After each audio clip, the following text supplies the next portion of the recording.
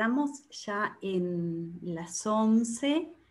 Tal vez esperamos un poquitito más, un minuto, un par de minutos más, y pienso que ya podríamos dar comienzo, así iniciamos en punto.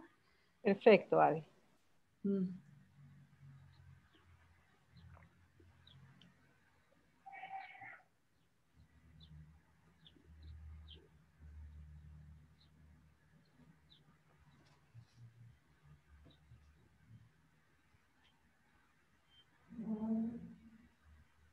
Gracias, Adelaida. Entonces aguardo un minutito más y me avisa cuando desee empezar, que voy a iniciar las transmisiones.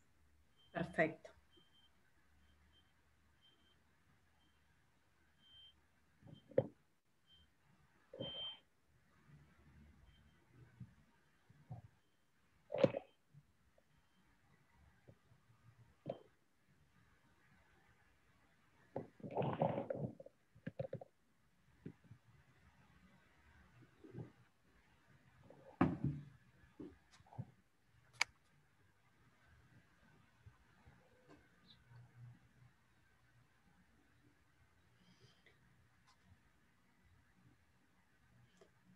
Bueno, ¿les parece de ir comenzando?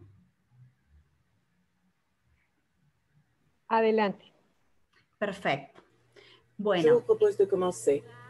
Tout d'abord, je voudrais remercier très sensiblement pour l'accompagnement de cette activité, en particulier parce que pendant tout le processus depuis l'initiative qui a commencé l'année dernière, quand cette convocation a été faite, il a fallu quelques mois pour que ces expériences soient reçues, parce que justement cette exposition veut donner de la visibilité à ces expériences qui sont réalisées dans la région, mais à partir d'autres langages, à partir de langages artistiques, de communication culturelle, des récits qui vont mettre en valeur et souligner ce type d'expérience.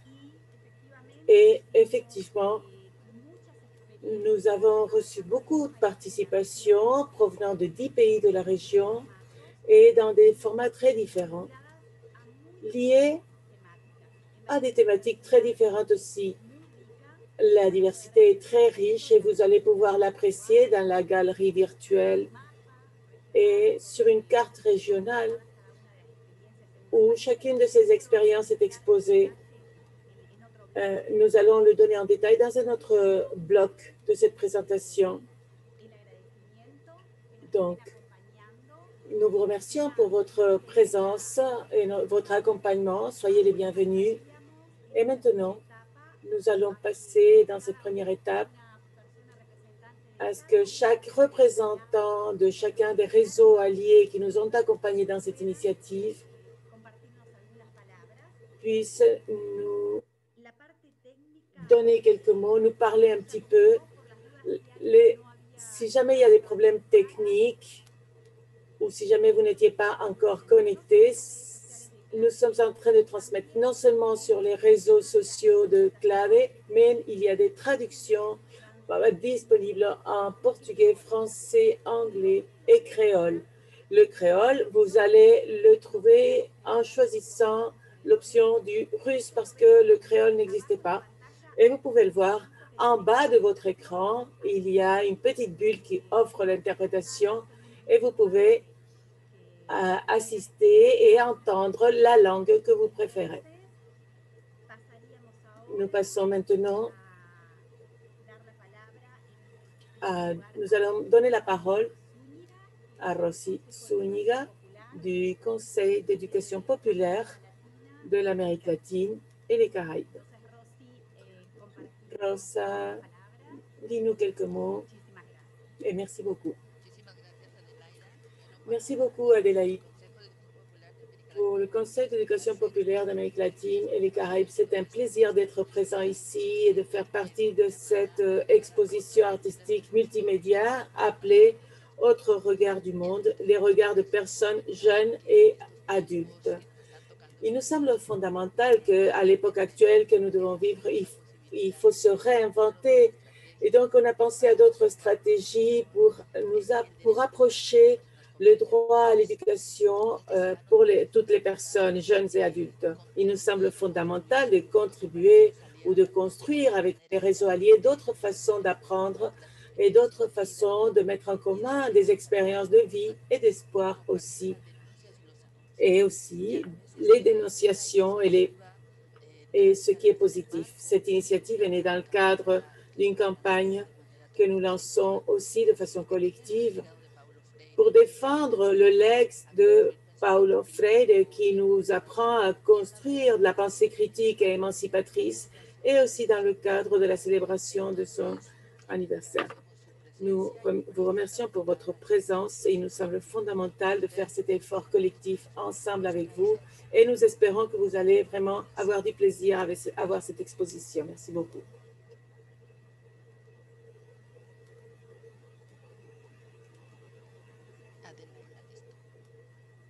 J'ai fini, Adelaida.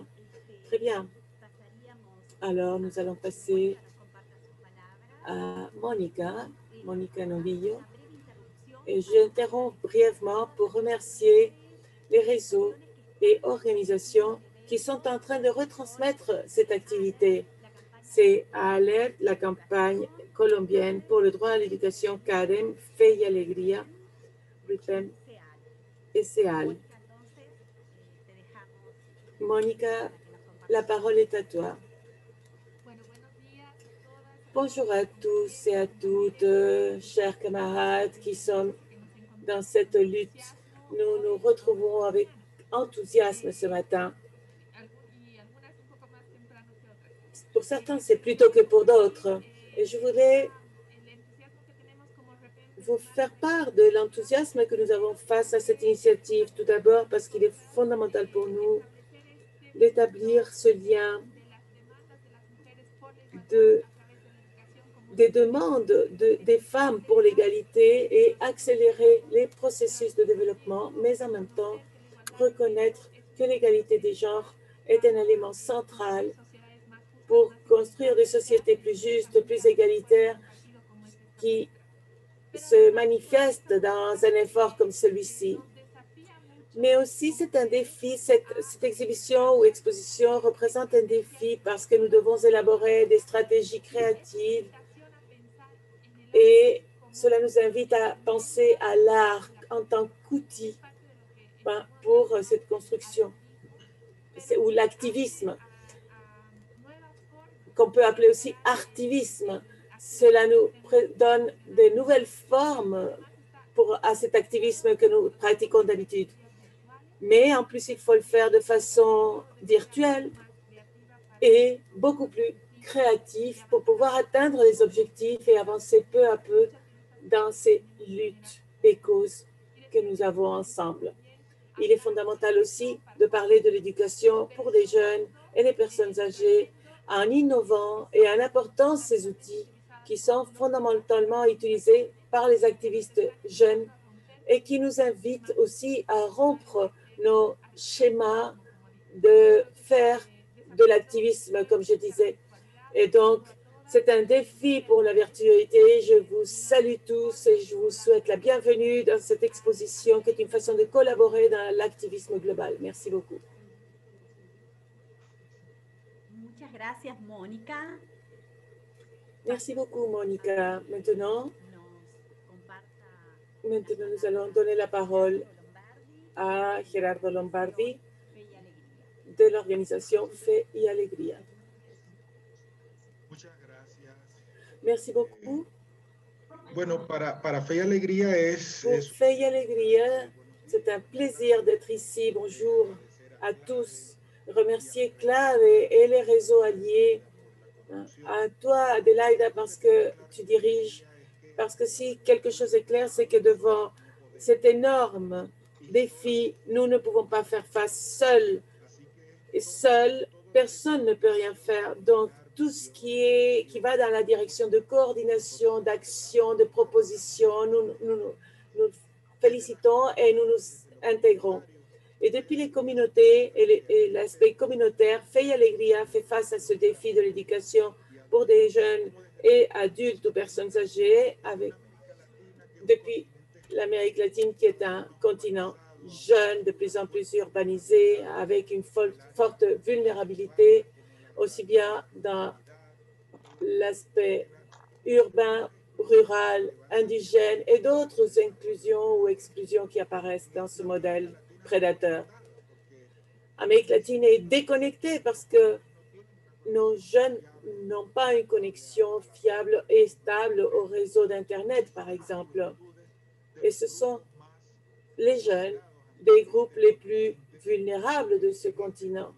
Et dans ce continent, et face à cette situation, donc, à partir de ces communautés vulnérables, le deuxième point qui nous fait approcher l'éducation populaire et promotion sociale comme notre dimension épistémologique, nous essayons de donner des réponses à la communauté et nous essayons de donner ces réponses à partir des pauvres parce qu'ils sont un puits de connaissances et de sagesse.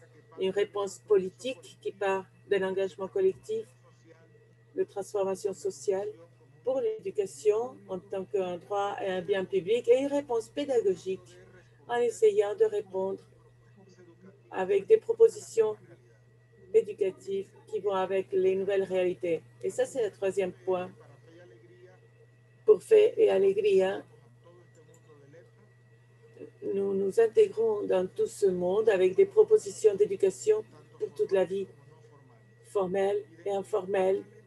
Et parmi les formels, c'est un classique pour nous de travailler avec l'éducation radiophonique depuis les années 70. Et aujourd'hui, face au nouveau contexte d'enfermement ou d'école fermée, la radio revient et a encore un nouveau rôle important, mais avec de nouvelles méthodologies, avec de nouveaux contenus et sur de nouvelles plateformes.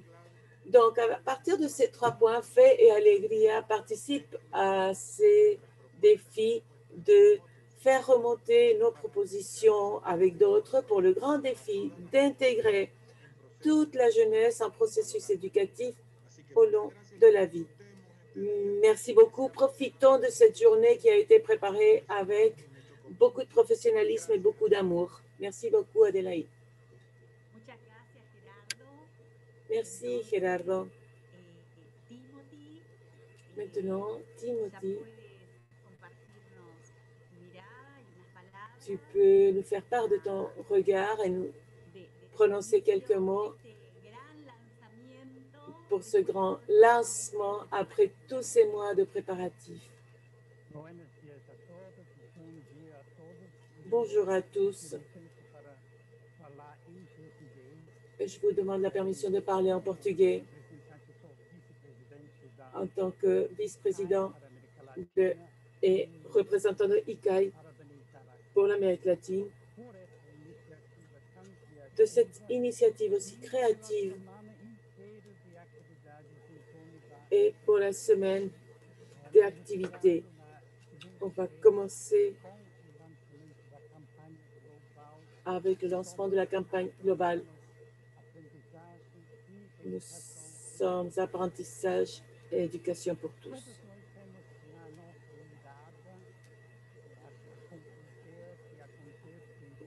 Notre regard sur ce qui va se passer en 2022, il me semble qu'il faut considérer. Nous avons besoin de clarté pour savoir quel est le champ d'éducation des personnes, quels vont être les défis pour les prochaines années,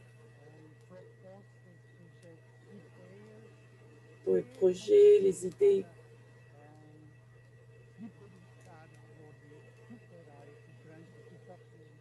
Pour surmonter la question des changements climatiques, crise écologique, une contribution fondamentale pour préparer tout le monde à ces changements nécessaires pour dépasser ces crises. Et deuxièmement, ce que nous ressentons dans toute l'Amérique latine, la crise des démocraties. Il faut renforcer, fortifier l'esprit et la participation collective démocratique. Et troisièmement, nous avons besoin de récupérer l'esprit de notre humanité commune, l'esprit de la vie qui nous unit. Et sur ces trois grands points, il nous semble fondamental de contribuer. Et il faut constater qu'un événement comme celui-ci est un document, une déclaration qui va suivre. Je pense que c'est un moment très important pour célébrer parce que cette exposition est une façon nouvelle, créativité, de donner de la visibilité.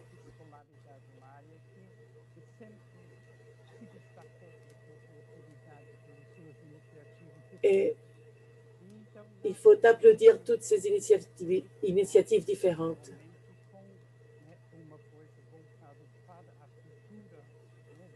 Et se tourner vers la culture de ces pays qui font partie d'un travail conjoint en Amérique latine. Et nous sommes heureux de faire partie de cette initiative. Et cette initiative de Clave est très importante aussi pour ce champ tellement critique en ce moment.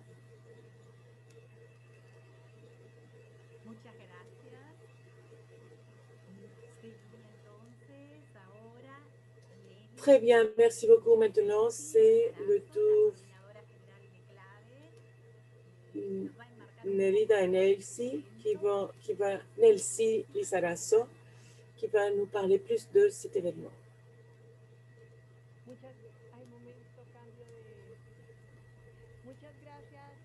Merci beaucoup, Adelaida. Je voudrais commencer par dire que pour la campagne latino-américaine pour le droit à l'éducation, faire partie de ce lancement d'exposition audiovisuelle est un moment très spécial pour de nombreuses raisons. La première raison, c'est que nous sommes arrivés jusque-là accompagnés par beaucoup de personnes et de réseaux. Nous avons le soutien de la DVD, l'enthousiasme de toutes les personnes qui nous ont envoyé leurs récits variés dans des langages divers et qui ont répondu avec autant de joie pour faire connaître leurs expériences d'éducation pour les jeunes et les personnes âgées dans un contexte si difficile comme celui que nous vivons depuis un an. Donc, en premier lieu, je voudrais reprendre quelques mots de Timothy, c'est que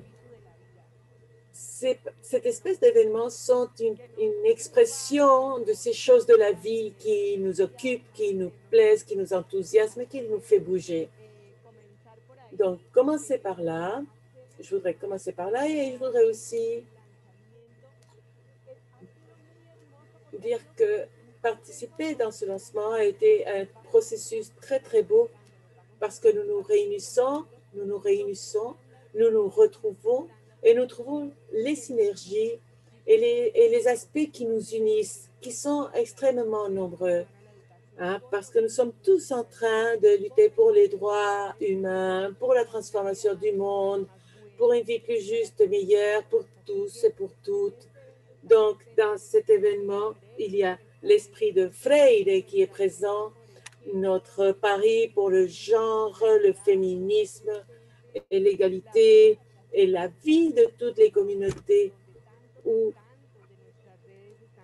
nos réseaux sont engagés et présents aussi dans la lutte politique pour parvenir à ce que l'éducation pour les jeunes et adultes occupe dans nos pays et nos régions, et nous le souhaitons dans la planète, la place qui lui correspond, qui lui revient en tant que catalyseur, habilitateur de grandes transformations dans la vie quotidienne de nos peuples autour du monde et en Amérique latine et les Caraïbes. C'est un type d'événements qui sont condensateurs. Oui, on va dire que c'est un événement condensateur. Donc, nous sommes très contents à Clavé et très contents d'être ici avec vous et de vous faire part de cette beauté, de cette belle exposition qui est l'expression de voix, d'activités vécues dans nos pays. Voilà le contenu de l'exposition. Et c'est aussi un coup de pouce pour l'éducation des jeunes et des adultes.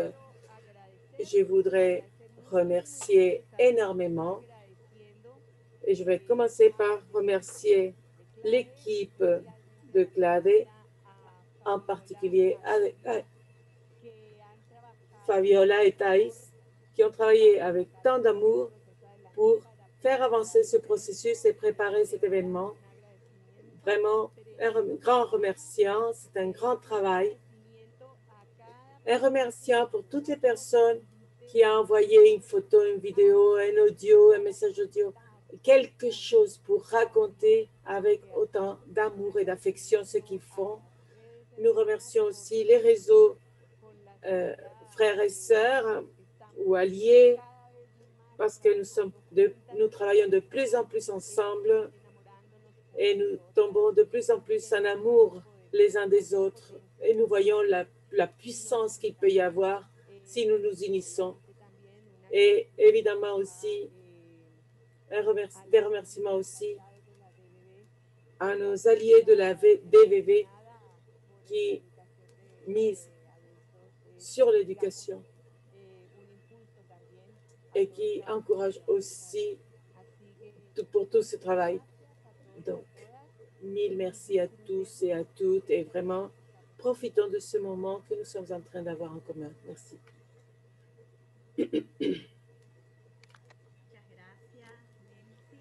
Merci beaucoup, Nelsie. Et maintenant, nous allons passer à une deuxième partie. Cette partie du programme va se centrer sur le fait que les expériences ont voulu combattre un peu plus que le champ ou le domaine dans lequel elles sont impliquées. Pour certaines, la partie la plus essentielle, c'est un droit humain et ils le vivent dans cette expérience qu'ils développent. Et on va avoir 4 expériences de caractère très différents qui impliquent l'éducation des personnes jeunes et âgées par le biais de la musique ou avec un axe vers une dimension des jeunes et le champ rural, et une autre expérience qui va aborder l'alphabétisation du point de vue communautaire et une autre expérience qui est plus liée à des personnes jeunes qui passent par un processus de réinsertion, un processus à partir d'une expérience liée à des thèmes légaux. Donc, vous voyez que c'est très varié. Et les personnes qui représentent chacune de ces expériences vont nous faire le commentaire. Nous allons commencer tout d'abord par Valeria Barraza. C'est une expérience qui vient d'Argentine. Ça s'appelle Femme de Romeral. Valeria, nous te donnons la parole pour que tu nous parles de cette expérience. Cela va durer 7 ou 8 minutes. Et nous vous ferons savoir si vous êtes en train d'utiliser tout votre temps. Merci beaucoup, Valéria. Tu peux commencer. Merci beaucoup pour cette invitation. Nous sommes très contents de montrer notre expérience.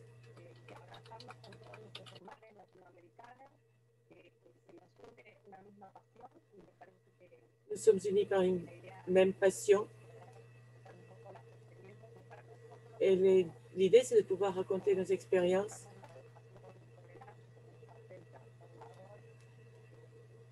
pour jouer un rôle transformateur.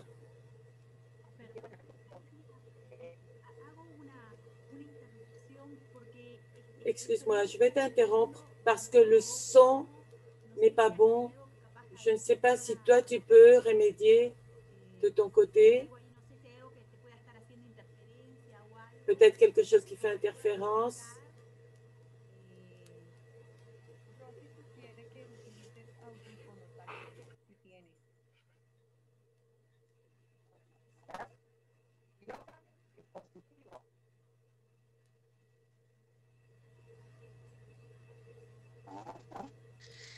Que a veces sale mejor el audio con unos auriculares. Si tienes unos audífonos con micrófono. Bueno,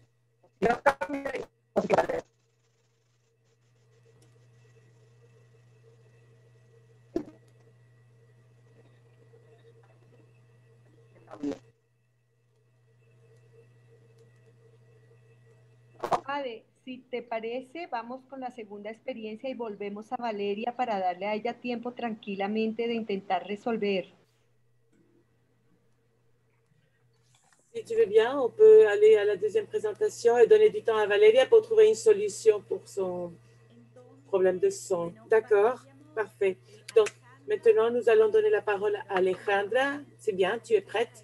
Alejandra est du Chili et elle va nous commenter et parler de l'expérience Histoire en quarantaine. Bonjour à tous. Merci Adelaida pour la parole. Est-ce qu'on m'entend bien? Oui? Oui, on m'entend bien.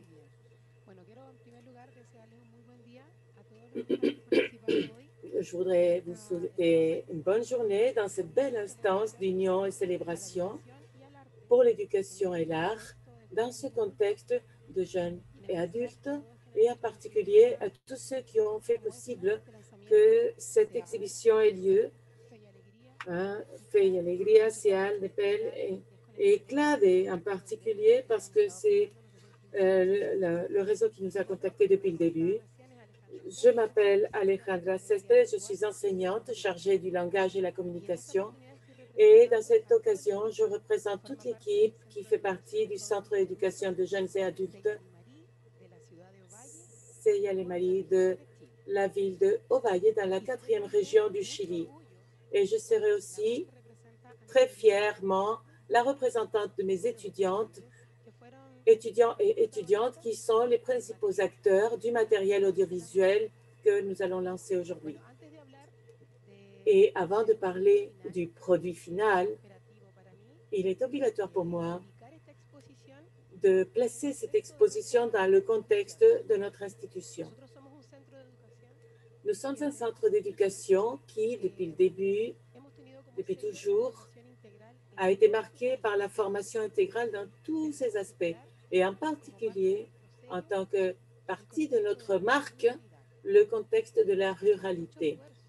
Avec beaucoup d'efforts, nous amenons une éducation de qualité dans des petits villages où, à l'intérieur et à l'extérieur de la ville d'Ovalle, nous travaillons le soir pour donner l'occasion à ceux qui travaillent dans l'agriculture, la terre, pour qu'ils puissent apprendre. Et nous sommes toujours présents. Et pendant cette pandémie qui a été si nocive pour les relations humaines et qui a vraiment rendu difficile les barrières de la communication à cause de cette distance de ce distancement social, nous cherchons des différentes façons de maintenir ces proches.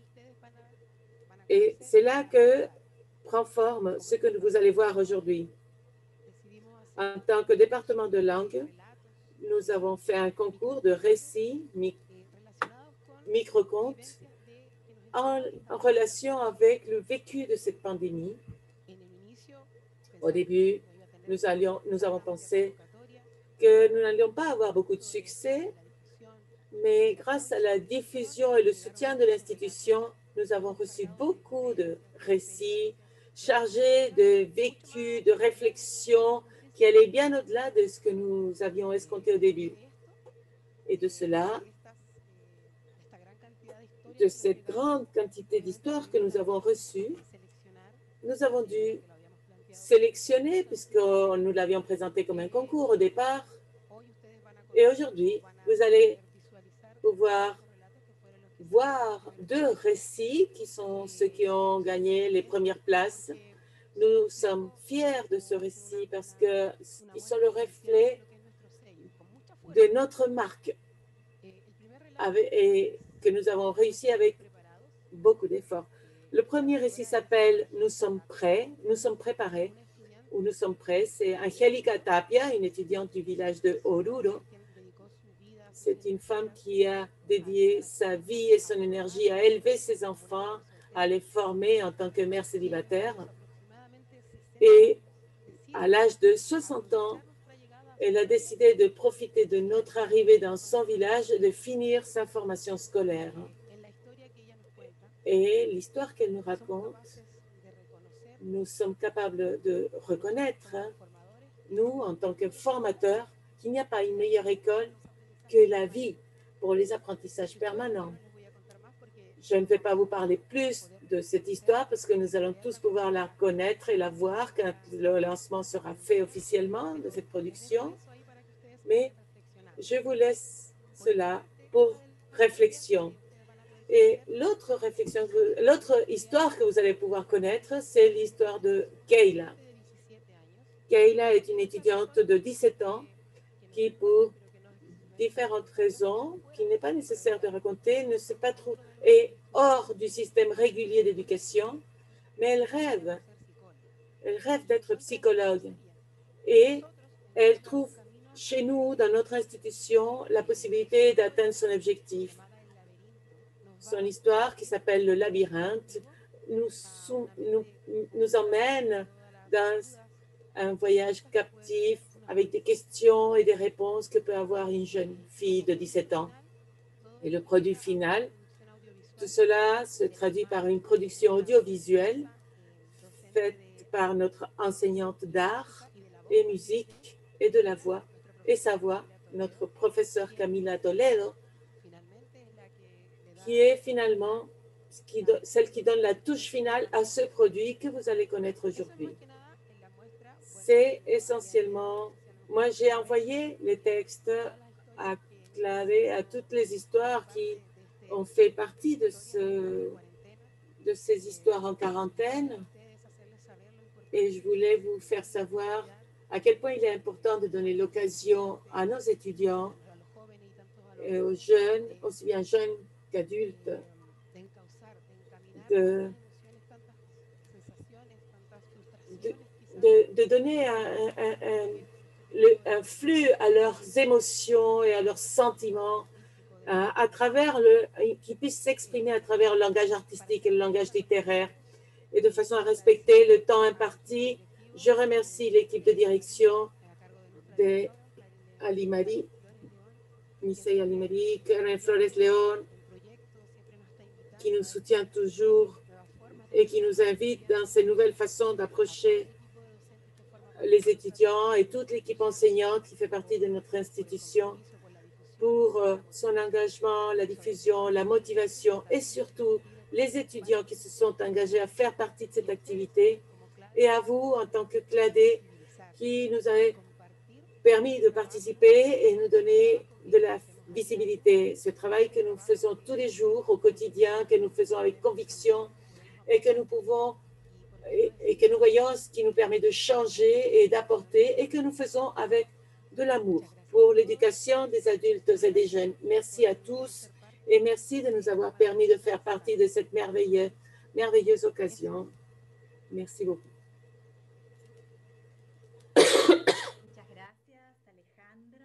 Merci beaucoup, Alejandra. Et Valeria, je ne sais pas si tu es prête pour pouvoir, ou si tu as besoin de plus de temps. Je suis là. Est-ce que vous m'entendez bien?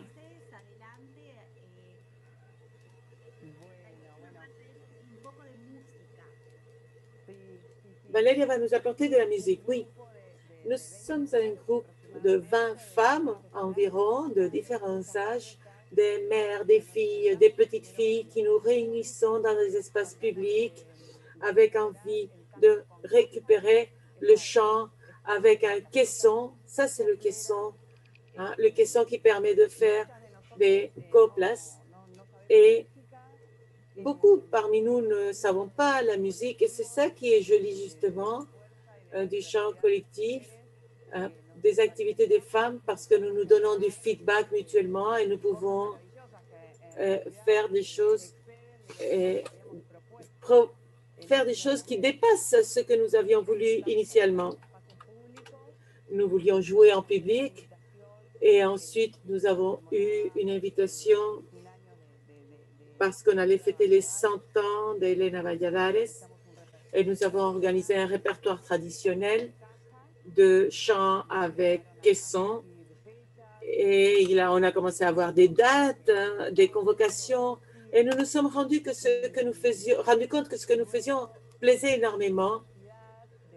Et après, nous avons ressenti le besoin de créer nos propres couplets parce que le chant avec le caisson est un genre folklorique de l'Argentine, mais qui n'a pas beaucoup de prestige parce qu'il est vraiment en dehors de l'académie, il n'est pas noble.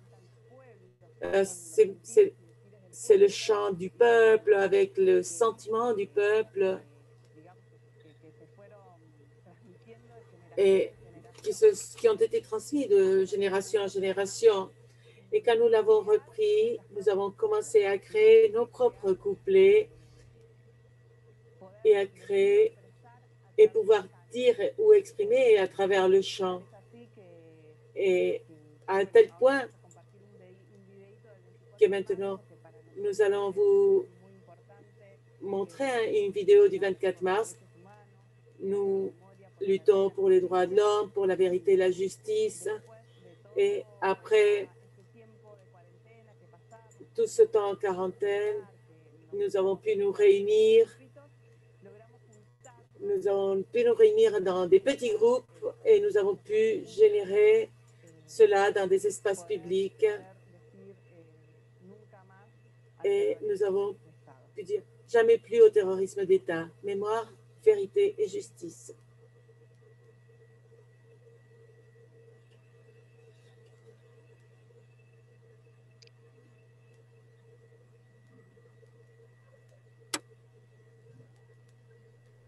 Yo no escucho el sonido. On n'entend pas le son de la vidéo.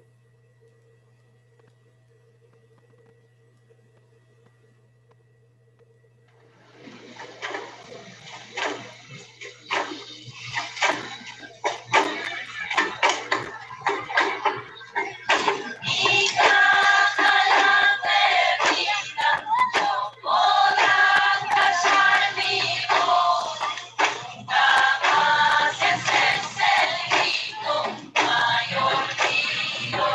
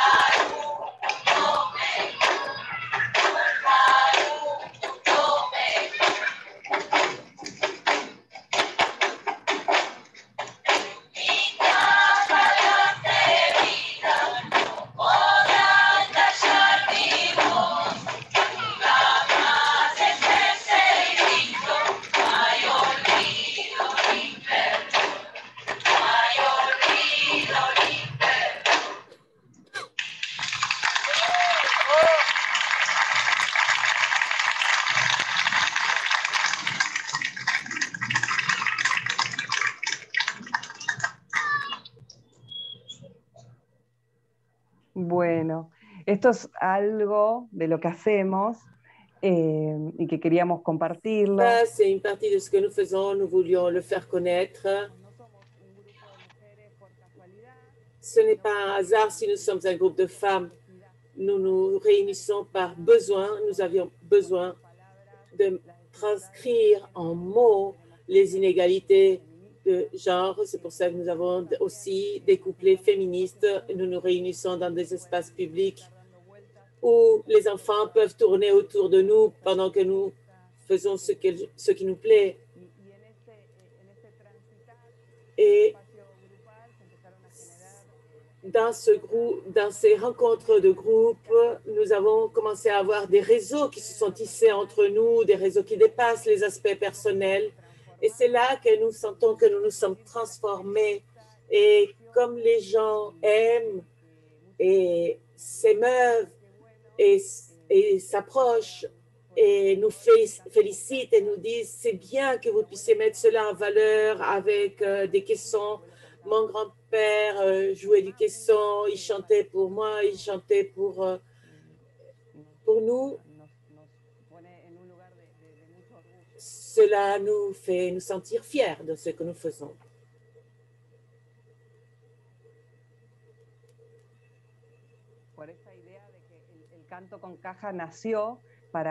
L'idée du chant avec caisson, c'est qu'il est né pour raconter, pour dire le sentiment des peuples. Et beaucoup de couplets parlent des paysages, des montagnes et abordent plutôt des aspects. Au niveau régional, ça se passe dans le nord de l'Argentine. Donc, cela décrit les paysages du nord en général. Je ne sais pas si vous voulez voir une autre vidéo ou pour voir plus de choses de ce que nous faisons. Parce que je pense que le plus intéressant, c'est de nous voir en train de chanter.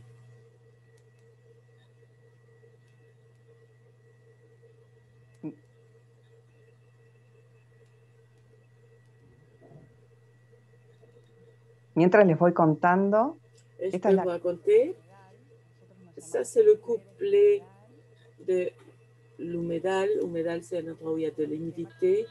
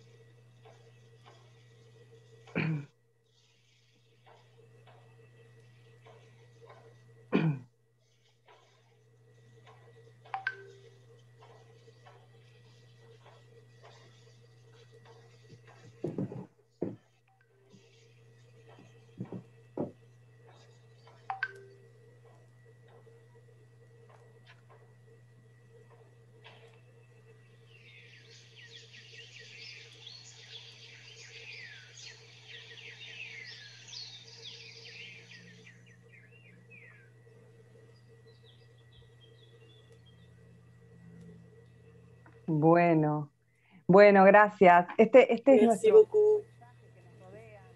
Ce sont les paysages qui nous entourent.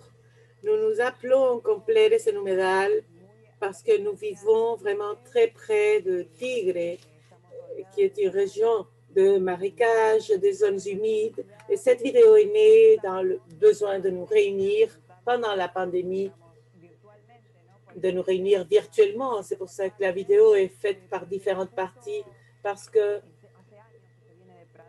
cela fait des années que notre environnement naturel est attaqué et c'est une réserve d'eau douce importante. Seulement, il y a des affaires immobilières qui sont en train de brûler ces zones marécageuses exprès de façon à pouvoir vendre ces terres à bas prix. Donc, avec ce besoin, même si on est en pandémie, est née la possibilité de créer cette vidéo. Merci beaucoup. Merci beaucoup, Valeria. Chacune de ces expériences, parce que le temps est bref pour chacune de ces expériences, mais je vous répète que chacune de ces expériences, avec tous les détails, ce sera disponible dans la galerie qu'on va vous expliquer d'ici un instant. Et on va pouvoir accéder à toute l'information et à tous les détails. Maintenant, nous demandons à Ivan Nava du Mexique, Nava, de nous faire part de l'expérience dans laquelle il est impliqué. L'axe fondamental passe par l'alphabétisation et par la dimension communautaire. Ivan, nous te donnons la parole pour que tu puisses nous raconter, nous parler de cette expérience. Bonjour, est-ce que vous m'entendez bien? Oui, on t'entend parfaitement. Bonjour à tous. Tout d'abord, nous remercions CLADE et toutes les organisations et réseaux alliés pour l'invitation de participer à cet espace. Je m'appelle Ivan Nava, je suis coordinateur des communications des centres universitaires COUPS de l'Université de Puebla. Dans le COUPS, nous sommes sur le point de faire nos 20 ans d'existence. En décembre, nous avons toujours travaillé pour l'éducation des jeunes et adultes à partir de 2 fronts. Tout d'abord, la formation de jeunes étudiants de secondaire et université dans le cadre social. Nous cherchons dans nos programmes à former des jeunes non seulement sur l'apprentissage de la lecture et l'écriture ou les mathématiques, mais aussi sur pourquoi il est nécessaire de le faire, pourquoi collaborer avec les communautés ou pourquoi collaborer dans son environnement et quel est le sens de la participation sociale dans les tâches communautaires. Et dans nos formations et la formation de nos futurs alphabétiseurs, nos enseignants, nous lisons Paulo Freire, nous en parlons, nous nous inspirons de sa méthode d'alphabétisation du mot générateur et nous parlons d'expériences qui, au long de ces années, nous avons trouvées dans les communautés. Je voudrais vous commenter rapidement qu'en 2001, depuis 2001, nous faisons des campagnes d'alphabétisation et de travail communautaire et tous les ans, pendant 7 semaines, c'est la durée des vacances d'été, nous allons avec des jeunes volontaires de secondaire et université, vivre dans des communautés où ils vont apprendre à lire et à écrire à des adultes et à faire du travail communautaire. Et l'autre front, C'est le travail direct avec des jeunes et adultes de communautés.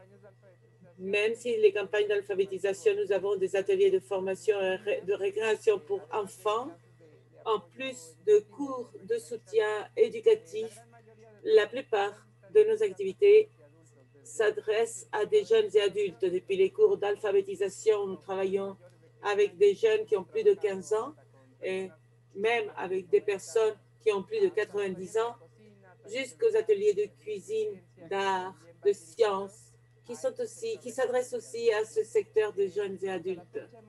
Et jusqu'à maintenant, nous avons fait 14 campagnes d'alphabétisation dans 190 communautés et nous avons eu plus de 900 enseignants alphabétiseurs qui sont essentiellement des étudiants, des lycéens ou des universitaires. Dans ce processus où ces jeunes font un travail de tissage, de lien social, la formation a un double sens pédagogique, parce qu'en même temps que les étudiants apprennent aux adultes à lire et à écrire, ils apprennent aussi quelle est la réalité du pays, des choses différentes de leur entourage habituel dans la ville. Ils apprennent dans ces communautés paysannes et du point de vue culturel, ils ont d'autres modes de vie, ils ont d'autres visions de la réalité, d'autres besoins, d'autres pratiques, ainsi que d'autres modes de consommer, d'échanger, et tout cela, les formateurs l'apprennent. Donc, ce travail d'alphabétisation d'adultes mène à de nouveaux apprentissages aussi pour les étudiants et contribue à leur formation. Donc, ce n'est pas seulement apprendre en enseignant et à enseigner en apprenant, cela nous paraît essentiel pour ces jeunes et adultes. Et je voudrais aussi vous dire que dans le contexte de la pandémie, à la fin de l'année dernière, nous avons fait un exercice d'alphabétisation de 10 semaines avec les protocoles de santé nécessaires.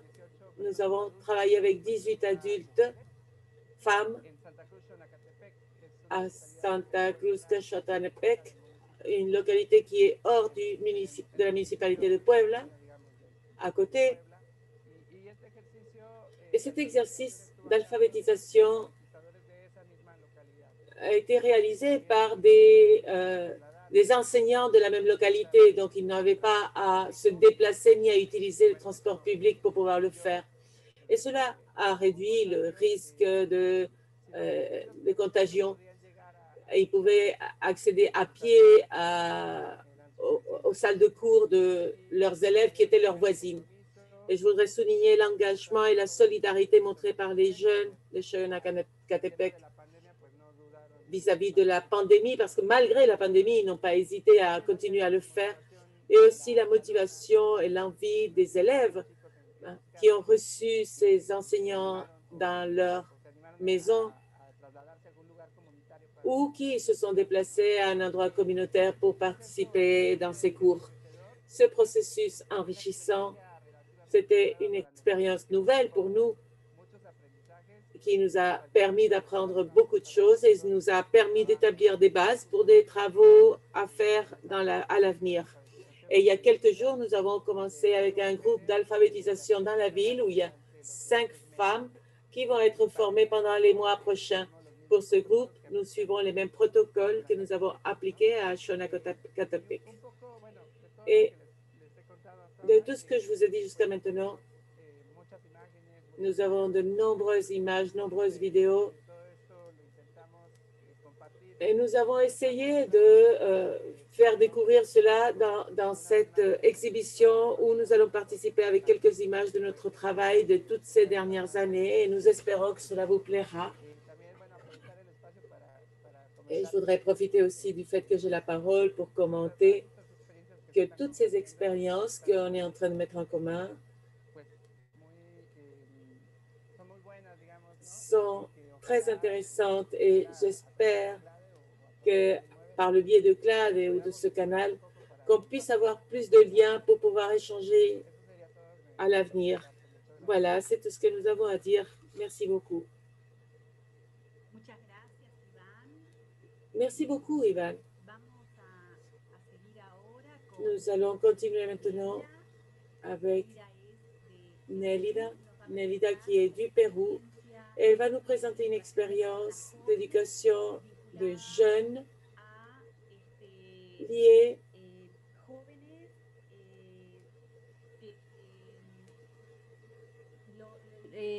la experiencia en realidad está centrada L'expérience est centrée sur la réinsertion de jeunes personnes et leur droit à l'éducation. Nélida, es-tu présente? Es-tu prête? Oui, je suis là. Alors, tu peux prendre la parole.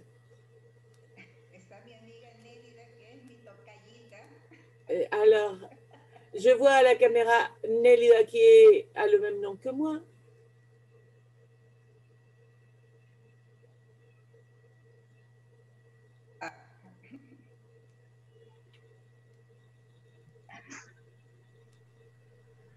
Nélida Albino, Adelaide. Nélida Albino, Nélida Y Albino.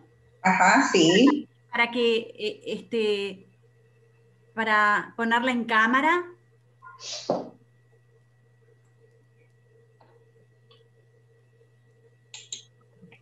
Ahora sí. Ahora sí. Voilà, on me voit. Bonjour à tous. Je voudrais remercier particulièrement tous ceux qui ont permis que nous soyons là en train de parler de ces belles expériences. Je m'appelle Nelly Albino, directrice des centres d'éducation primaire, d'éducation alternative à Lima. L'expérience dont je vais faire référence à la force de l'éducation pour permettre la réhabilitation et réinsertion sociale d'étudiants qui ont commis des fautes et qui ont dû faire face à un procès, avoir une sentence et qui voient leur projet de vie coupé et qui ne peuvent pas améliorer leur qualité de vie et ne peuvent pas être utiles dans la société. Cette expérience est partie d'un diagnostic que nous avons fait par rapport aux groupes, aux bandes de délinquants et qui reflétait une population exclue, les jeunes qui étaient au coin de la rue de l'école mais qui n'osaient pas entrer. Et nous avons réussi à contacter le ministère de la Justice et des fonctionnaires qui étaient vraiment très actifs et ils comprenaient que l'école était une alternative pour la réinsertion, mais ils n'en avaient pas tenu compte parce que leur cadre d'action, leur juridiction ne leur permettait pas de le faire. Donc, l'institution va compter sur ses alliés et offrir cette scolarité aux jeunes dans leur processus de réinsertion. Les professeurs ont été formés pour pouvoir appliquer des méthodologies préventives. Les parents ont été intégrés parce qu'on les engage. C'est l'école, c'est une référence dans la société pour qu'ensemble, ils puissent accompagner leurs enfants. Parce que parfois, si la famille est unie face à la réinsertion et face à l'échec scolaire, cela peut permettre ou empêcher qu'il y ait ces bandes de délinquants qui se forment. Si l'enfant peut atteindre ses objectifs de vie. Je voudrais, Adélaïde, si tu peux passer la première vidéo qui est courte et après, je vous raconte que les jeunes et les adolescents, même après avoir terminé leur formation, ils peuvent continuer avec nous. Ils sont tellement identifiés avec l'institution qu'ils considèrent qu'on puisse leur permettre de continuer les études. Entre 8 et 10 mois, cela prend et ce sont des projets entiers. Regardons la vidéo.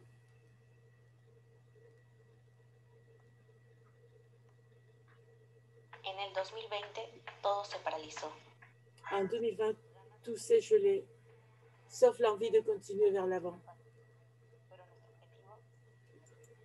nos objectifs sont toujours les mêmes. Soutenir ton épanouissement et que tu te développes. Nous cherchons. Il faut atteindre d'autres objectifs. Merci beaucoup. Merci. Nous disons qu'il est temps d'avoir plus d'objectifs parce que non seulement nous accompagnons des adolescents, nous accompagnons aussi des personnes qui ont besoin des besoins spécifiques ou des personnes âgées, des grands-mères, pour qu'elles aient aussi la possibilité de continuer leur apprentissage ou les soins de la santé, l'alimentation et l'accompagnement que nous faisons aux adolescents qui sont frustrés parce que quand ils vont dans les villes, quand ils partent dans les villes, ils perdent le lien avec la scolarité, ils sont déplacés et il n'y a pas une insertion effective et concrète dans de nombreux pays d'Amérique latine.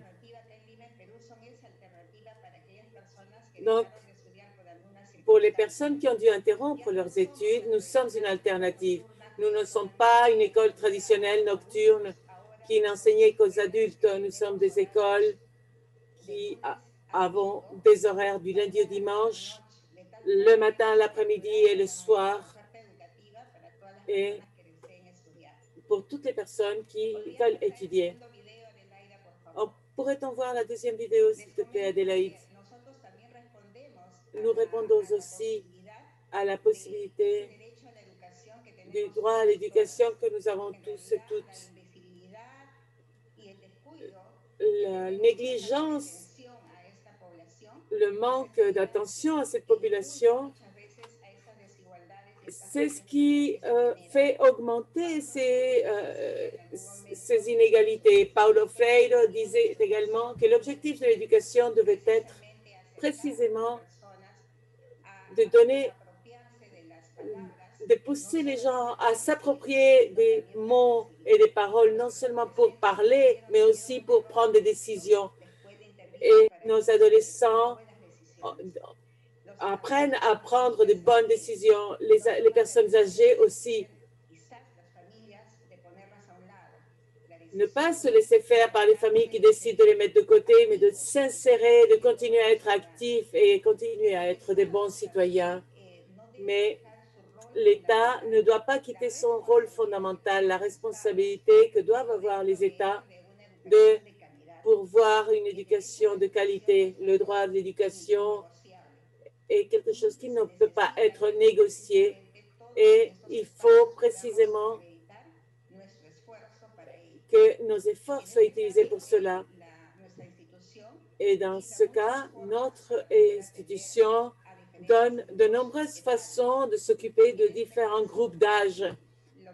Et dans ce cas, ce que nous voulons finalement, c'est de pouvoir faire parvenir aux étudiants la façon, la manière de rendre visibles leurs droits citoyens, leurs droits économiques, leurs droits de travail. Nous cherchons un travail digne. Nous cherchons aussi qu'ils puissent prendre des décisions, exercer leur pleine citoyenneté, avoir une vision environnementale et de genre. Cette crise de santé publique nous a rendu visibles, nous a montré toutes ces grandes inégalités. On parle d'éthique, mais les jeunes adultes, encore dans différents lieux d'Amérique latine, sentent cette exclusion. Ces grandes avancées ne parviennent pas à ces jeunes parce qu'on considère qu'ils ne sont pas productifs, alors que c'est tout le contraire. Si nous mesurons en pourcentage, la population jeune et adulte est majoritaire. Cependant, elle est dans la partie active de la population. Et ce sont eux justement qui ont besoin de plus d'outils que l'école puisse leur apporter, mais pas seulement dans le circuit scolaire, mais aussi en dehors de l'école.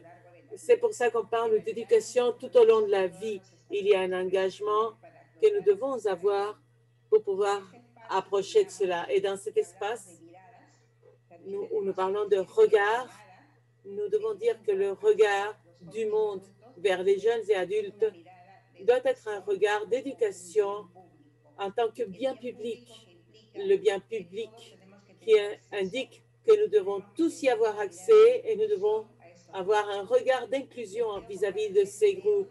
Je voudrais vous montrer la vidéo d'un des groupes que nous avons, mais avant tout, c'est du point de vue de la justice sociale.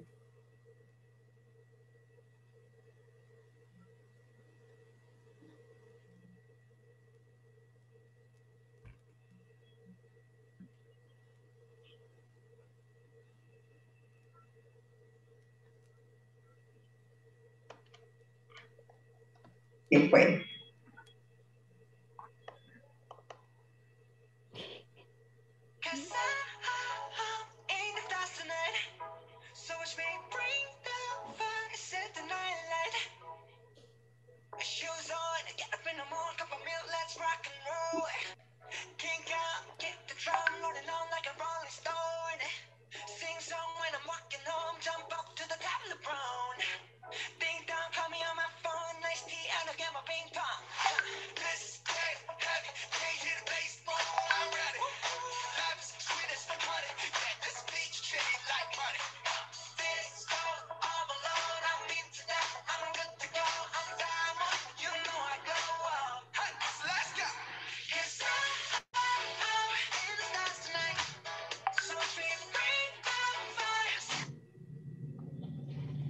Bien, en la presencialidad ofrecíamos esos servicios, pero en la virtualidad, como ustedes saben, también estamos tratando de lograr. Nous essayons de faire que tout le monde puisse s'insérer et qu'on ait une meilleure qualité. Nous misons sur eux, sur une éducation le long de la vie et le droit de l'éducation pour tout le monde. Merci beaucoup. Merci beaucoup, Nelida. Nous te remercions chaleureusement et nous remercions les 4 présentateurs des expériences qui ont été présentées ici. Nous avons très envie d'en savoir plus de toutes ces expériences ainsi que toutes les expériences qui ont été présentées dans cette exhibition. Nous avons l'opportunité de les voir toutes dans la galerie virtuelle où se trouve cette exhibition. Et dans le dernier bloc, nous allons vous communiquer et vous dire dans quel ordre le faire et vous donner la dynamique. Nous allons passer à la prochaine partie. Maintenant, nous allons recevoir Doris Falcón de Alep. Elle va nous présenter la campagne Contre vents et marées.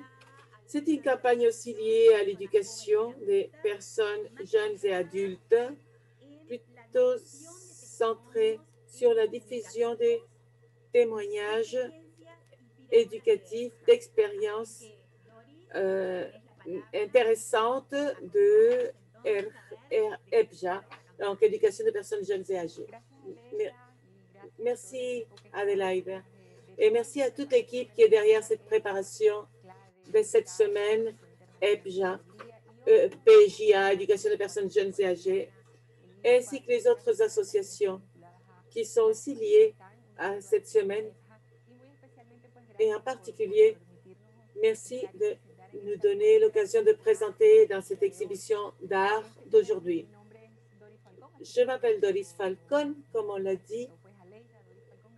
dit Adélaïde. Cela fait 21 ans que je suis les chemins de l'éducation des personnes jeunes et âgées. Il y a 21 ans, j'ai commencé à participer dans cette passion d'enseigner à jeunes et adultes, en particulier par la radio. Et à partir de là et de ce regard que la radio est toujours en vigueur, que nous avons abordé à partir de l'équipe de Alep, la campagne Contre vents et marées. Et je suis chargée de la coordination et la production de cette campagne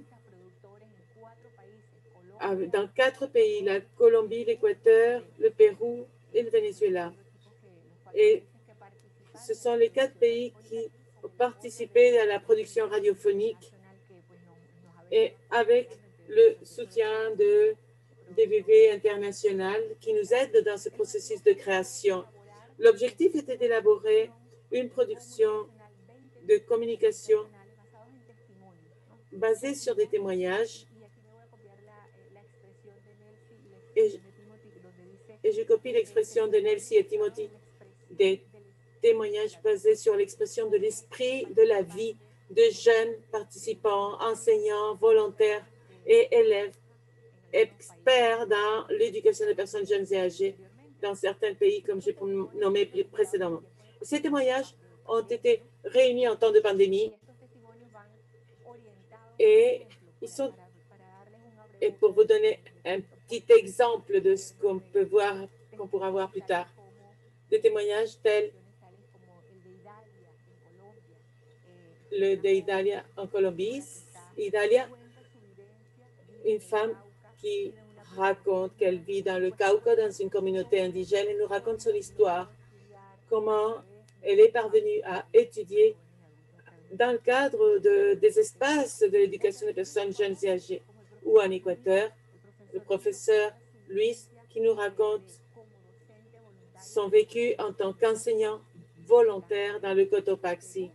Et au Pérou, le professeur Luis nous raconte son expérience dans un centre pénitentiaire où il donne des cours à des jeunes et des personnes privées de liberté. Et au Venezuela, une fille transgenre de Guarenas qui nous raconte comment elle est parvenue à réaliser son rêve d'éducation en tant que droit et réussir à avoir dans les centres communautaires, à avoir des liens avec ses camarades. Je voudrais donc vous faire part de ces témoignages par le biais de cette production que nous avons faite avec beaucoup d'amour pour vous. Fabiola, tu peux parler.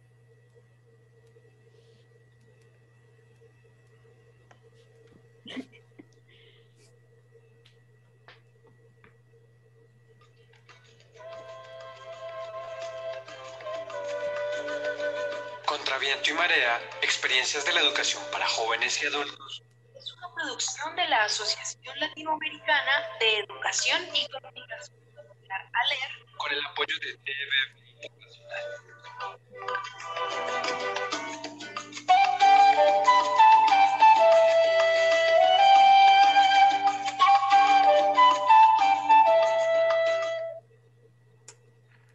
Colombia. Primero que todo, muy buenos días.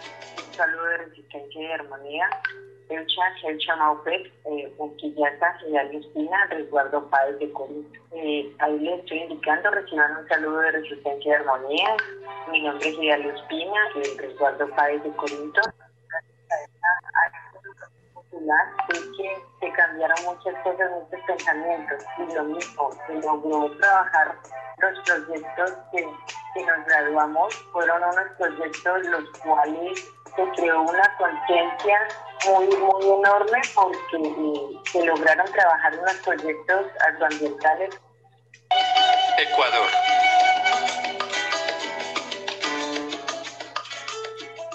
Unidad Educativa José María Vela, La Maná. Yo comencé trabajando en los sectores rurales, lejanos de la para educarse. Luego de esta pandemia que ha sido mortal para todos, que Dios quiera que se resuelvan problemas para atraer nuevamente al grupo de estudiantes que siempre hemos tenido, por lo menos 300 estudiantes, y que hoy estamos con la cuarta parte. Perú. Hoy debo informar que en horas de la madrugada se ha confirmado el primer caso de infección por coronavirus COVID-19 en nuestro país. Enseñar en estos tiempos de pandemia no ha sido nada fácil, ha sido no forma de cómo empezar con la enseñanza. De repente para nosotros, más que todo en este año, la pandemia ha sido lo que está en boga a nivel nacional, la educación virtual. Si bien es cierto, en un penal para tener nosotros como trabajadores un celular, un acceso a internet es bastante dificultoso, mucho menos va a ser para los estudiantes. Pese a tener la pandemia, no hemos tenido apoyo de las autoridades. Venezuela. Por la edad, una persona de 50, de 60, tiene el derecho de sentirse feliz con su título en mano, de decir lo logré, no importa la edad, y las personas como yo que no pudimos terminar nuestros estudios por X razón de la vida, tengamos la oportunidad y se nos ofrezca esa oportunidad de terminar, y si queremos seguir adelante con nuestros estudios y hacer una carrera y seguir preparándonos, me parece perfecto.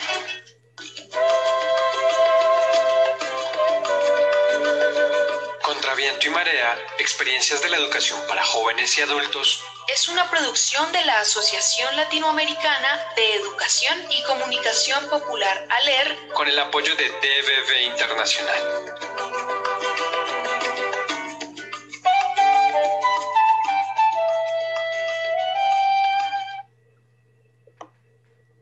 Gracias, Fabiola, por la presentación. Merci, Fabiola, pour la vidéo. Je voudrais dire à tous que ces productions, ces 20 productions sont disponibles dans la page web d'ALER et aussi sur la page de DBV International.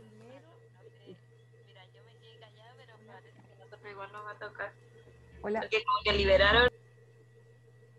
Il y a un microphone qui est allumé. Voilà. Donc, je vous disais que ces productions sont disponibles sur la page web d'ALER et aussi de DBV International qui sont aussi dans plus de 30 radios en Amérique latine, qui sont liées à l'éducation populaire ALER. Et aussi, une information importante, c'est que vous pouvez télécharger de façon gratuite, diffuser, faire connaître pour que ce soit des points de rencontre et aussi des points de discussion et de débat dans les différents espaces, des centres communautaires, des écoles, des lieux de rencontre des jeunes et adultes. Je voudrais aussi vous raconter que cette proposition inclut également, en plus de 20 produits radiophoniques, une systématisation qui cherche à réunir toute l'expérience et tous les vécus dans un seul document qui va être aussi disponible sur la page web en tant que document de débat, de discussion dans les espaces des organisations qui participent. Et pour finir, pour la participation de cet espace très beau et très inspirateur, je voudrais vous lire un poème de Benedetti qui s'appelle « N'abandonne pas » et qui est inclus dans nos témoignages et dans nos productions radiophoniques. C'est « N'abandonne pas » parce que c'est de ça que s'agit la vie, de continuer le voyage, de poursuivre tes rêves, débloquer le temps et découvrir le ciel et pousser les débris. Merci beaucoup. Merci beaucoup, Doris. Merci beaucoup à toutes les personnes qui nous ont présenté ces expériences. Et maintenant, comme nous avons un petit peu de retard, nous allons passer immédiatement à la partie suivante. Cette partie, nous voulons vous montrer un peu la dynamique de ce qu'est l'aspect virtuel de cette exhibition, le site web où se trouve l'exhibition et les deux façons d'y accéder ou les différentes façons d'y accéder. Fabiola, si tu peux nous montrer le lien. Je raconte très brièvement, comme ça on pourra passer à la dernière partie et ne pas trop dépasser l'horaire prévu. Si vous cliquez dans ce lien que vous aviez dans le dernier programme reçu et que vous avez ici aussi sur le chat, vous pouvez accéder ici et vous allez trouver non seulement tous les antécédents de cette exhibition, mais aussi voir comment est logée cette exhibition virtuelle, où sont tout le matériel que nous avons reçu. D'un côté, vous avez galerie d'œuvres. Et ici, nous pouvons entrer dans là où on voit todas. Nous avons accès à toutes les œuvres présentées, n'importe quel que soit le format. Et après, nous pouvons choisir en fonction des formats vidéo, images, expériences qui ont de la musique ou des liens à des pages web, ou si c'est des récits qui ont été présentés de l'aspect narratif, ou si c'est des podcasts. Ici, une petite explication parce que nous sommes un peu en retard. Si vous avez des doutes, vous pouvez nous contacter. Nous sommes disponibles. Et l'autre façon pour accéder à chacune des expériences qui nous a semblé intéressantes aussi pour voir un peu une distribution régionale, c'est d'accéder à partir de la carte de la région. Sur cette carte, si on clique sur chacun de ces points, nous allons trouver les expériences que nous avons reçues de ces pays.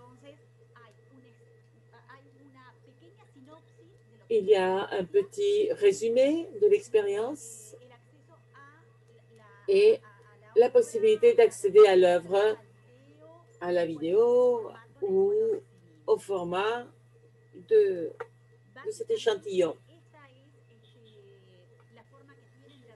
C'est comme ça que vous pouvez donc parcourir cette exhibition et nous vous invitons à diffuser et à continuer en contact par le biais de cette expérience, continuer en contact pour tout ce qui va être le processus préparatif, des idées, des activités qui, à partir de CLAD et de tous les réseaux alliés et autres organisations qui travaillent pour le droit à l'éducation des personnes, des jeunes et personnes âgées, on est en train d'encourager cette défense, surtout dans le cadre de la pandémie. Si vous avez des doutes, je répète, n'hésitez pas à nous contacter. Nous serons disponibles pour répondre.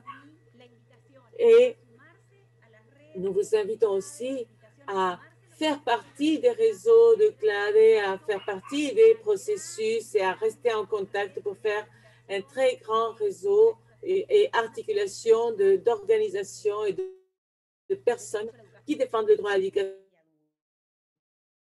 des personnes jeunes et âgées. Maintenant, nous allons passer, vu que nous sommes en retard, à la dernière partie. Ah, pardon, j'ai oublié de dire quelque chose. La dynamique. Ici, il y a toute la galerie, mais tous les jours, pendant un mois, une des œuvres présentées va être mise en valeur dans les réseaux de CLAD. Tous les jours, dans un horaire déterminé, une de ces expériences va être diffusée avec plus d'insistance et va être soulignée, mise en valeur. Et après, on vous donnera plus d'informations à ce sujet. Comme ça, on ne prend pas plus de retard maintenant. Donc, nous passons maintenant à la dernière partie de cette activité. Et ce que nous voulons faire ici, c'est manifester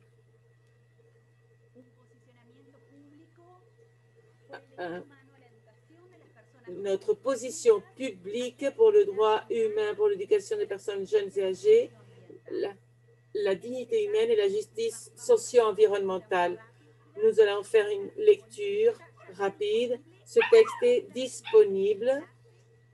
Le lien était dans le programme. Nous vous invitons à diffuser et à utiliser cette énonciation, cet énoncé comme un outil d'incidence. Nous allons le lire rapidement et si vous avez des doutes, vous pouvez nous consulter. Nous sommes disponibles. Et le positionnement, nous allons le lire. Au nom de CLAD, Thais Arbolino et moi, Adelaida Intensa, je crois que je ne me suis pas présentée au départ. Andrés Ramos de la Coalition colombienne pour le droit à l'éducation et Maria, c'est ainsi de l'organisation latino-américaine ALER. Si nous sommes prêts, nous allons commencer donc à le lire. Donc, positionnement public pour le droit humain à l'éducation des personnes jeunes et adultes vers la dignité humaine et la justice socio-environnementale. Andrés. La pandémie a un impact différent sur les différentes populations et exacerbe les inégalités structurelles de notre région, héritage de la colonisation, du patriarcat, du capitalisme et des politiques néolibérales, et génère ainsi de nouvelles inéquités qui affectent les populations qui ont toujours été exclues, comme les femmes, la population appauvrie dans les zones urbaines et rurales, les peuples indigènes, andins et amazoniens, la population descendante d'Afrique, les personnes handicapées, les personnes migrantes et réfugiées, les paysans, la population LGBTIQ+, les jeunes et les personnes adultes et personnes âgées.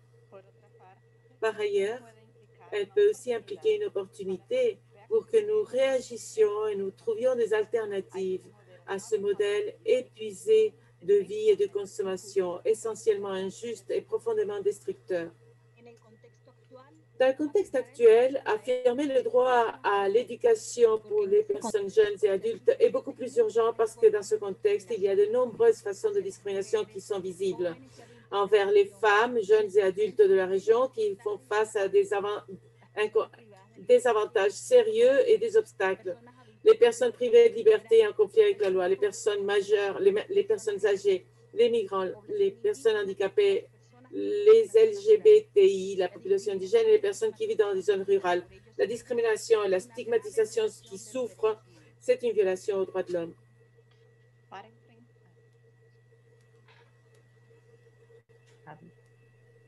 Adelaida, el micrófono está muteado. Le microphone est éteint, Adélaïde. Pour faire face à ce scénario, il est urgent de rendre visible et de renforcer les politiques publiques universelles de EPJA, ainsi que la génération des politiques affirmatives pour réparer ces discriminations historiques et structurelles, encore plus en temps de pandémie. Le droit à l'égalité et à l'équité en matière éducative est une exigence qui ne peut pas être remise à plus tard pour la région. L'éducation pour la personne jeune et adulte fait partie intégrale du droit humain à l'éducation et dans ses connaissances et pratiques, elle ne peut pas être considérée une modalité de compensation, de remède et d'assistance.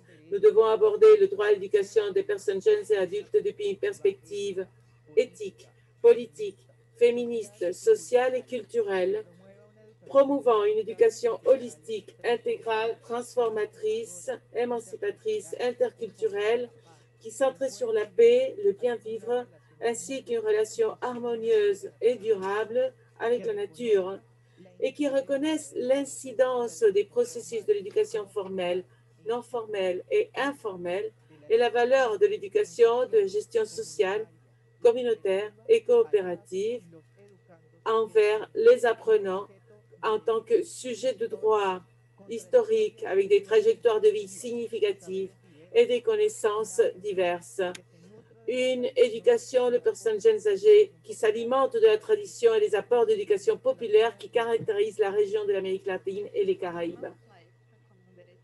Nous affirmons cette éducation comme un droit humain fondamental, exigible et justiciable, qui se constitue comme une habilitante porteuse pour la réalisation d'un plus grand exercice des autres droits tels que la santé, le travail digne, l'égalité, l'équité des genres, la participation démocratique, ainsi que la réaffirmation des libertés fondamentales et de la dignité humaine.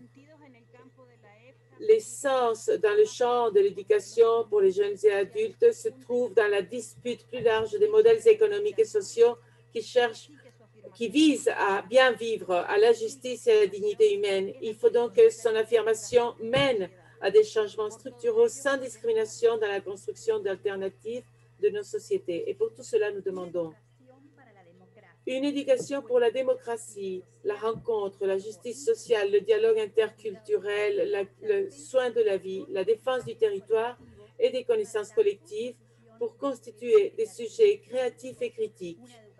Une éducation décoloniale est indispensable pour démonter le système de domination dans lequel nous vivons et construire des projets éducatifs propres qui s'inspirent dans le legs de Paulo Freire. Et que les États garantissent l'accès universel et public à Internet comme un droit et non pas comme une marchandise, et qui développent des plateformes virtuelles propres et ouvertes qui garantissent notre souveraineté en technologie éducative, des plateformes qui en même temps reconnaissent l'importance de l'éducation communautaire, qui répond avec pertinence territoriale et avec des liens étroits de solidarité entre ceux qui travaillent dans les environnements en faveur de ces droits. La création d'espaces institutionnels et permanents pour la participation des sujets de l'éducation des personnes jeunes et adultes dans les processus de prise de décision en égalité de conditions, en s'assurant en plus que ces décisions sont concrétisées. Cette participation doit aborder des questions et des décisions depuis le niveau macro jusqu'au micro, en incluant les lois, les politiques et les pratiques éducatives. Compter avec des programmes et des processus pédagogiques reconnaissant la spécificité de l'éducation des personnes jeunes et adultes, qui facilitent l'échange d'expériences et qui se trouvent basés sur le dialogue, la participation et la vie des personnes, qui promeuvent aussi la reconnaissance des apprentissages préalables et la mobilité d'un champ d'apprentissage à un autre, avec des trajectoires différenciées, importantes, pertinentes, flexibles, et qui visent à une éducation de qualité et à établir des pratiques plus inclusives et égalitaires dans toutes les actions éducatives. La reconnaissance de réalités et contextes divers qui trouvent leur base dans la territorialité ainsi que dans les expériences de vie et de connaissances préalables des sujets de cette éducation est essentiel et il est clé de considérer la flexibilité pour favoriser l'adaptabilité des systèmes d'éducation aux besoins et attentes des apprenants.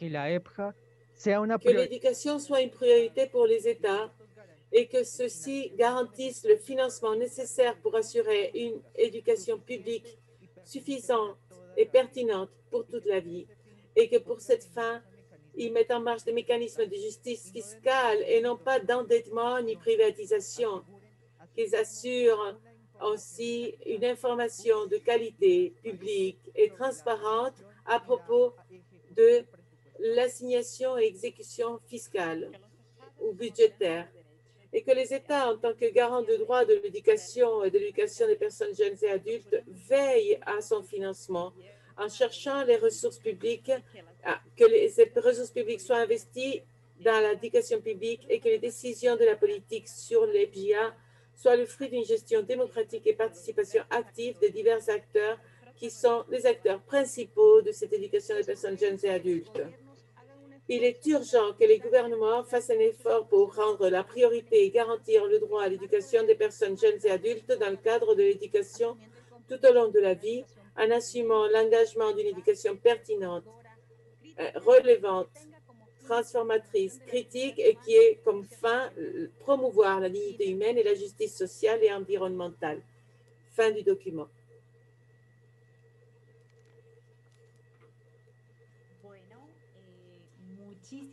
Très bien. Merci beaucoup. Nous sommes en train d'arriver à la fin de ce lancement de cette exhibition, la présentation de la campagne contre vents et marées et notre déclaration, une activité qui a abordé plusieurs sujets. Nous vous invitons à visiter cette galerie virtuelle, à la diffuser, à continuer à participer dans les réseaux. Comme je vous l'ai dit, tout ce processus va continuer et la région va être très impliquée. La défense de l'éducation des personnes jeunes et adultes est fondamentale.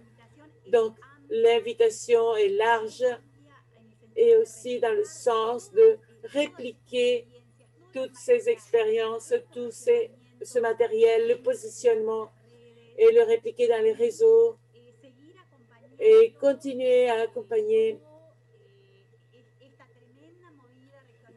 ce mouvement régional pour la défense de l'éducation des personnes jeunes et adultes ou jeunes et âgées.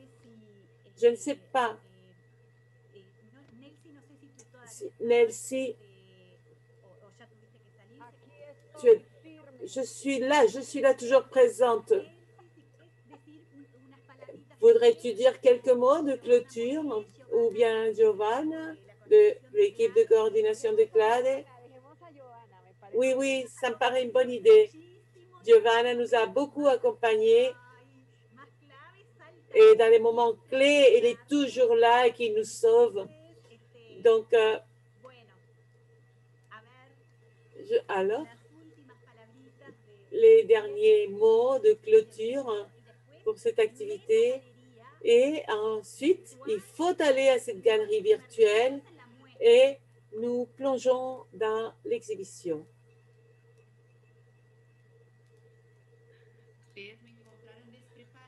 Je n'étais pas prête ici. Je voudrais remercier énormément parce que nous avons conçu tout cela, quand nous avons imaginé la force que cela pouvait avoir et de montrer un peu ce qu'on faisait en mettant en valeur ces expériences que nous savions qui avaient lieu au même moment pendant que nous y pensions. On n'imaginait pas qu'elle serait aussi puissante. Donc, vraiment, c'était très émouvant pour CLADE et nous sommes heureux de pouvoir le mettre en commun avec vous et de vous inviter à profiter et de regarder chacune de ces expériences et à continuer ensemble. Merci beaucoup.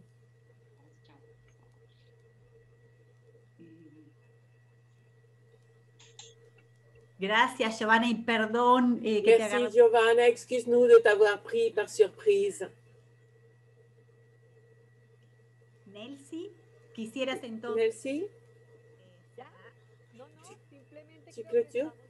Oui, je pense qu'il ne reste plus qu'à vous inviter à faire connaître la galerie et à faire connaître Contre vents et marées. Et je voudrais vous dire aussi que nous allons avoir un endroit où on va déposer tout le matériel merveilleux qui a été produit autour de l'éducation des personnes jeunes et âgées au niveau mondial. Et nous allons essayer de le faire utile et vraiment abordable de façon à ce qu'il soit très facile à exploiter mutuellement. Je vous embrasse tous. Merci d'avoir été là. Merci à tous ceux qui ont participé au réseau et à l'équipe CLADE et à chacun de ceux qui étaient là présents. Je vous embrasse tous. Au revoir. Bueno, un gran abrazo, que sigan muy bien y estamos en contacto. Nous vous embrassons tous. Continuez à être bien et nous allons continuer à nous réunir et nous allons voir échanger dans d'autres espaces dans lesquels il serait intéressant de continuer à partager ces expériences. Nous allons continuer à être en contact. Et je vais vous envoyer des messages dans les jours prochains pour vous demander de participer à la campagne 1 million de voix, de nous envoyer des témoignages ou des photos, etc. Nous serons en contact. Nous restons en contact et je vous embrasse bien fort tous et toutes. Au revoir. Gracias.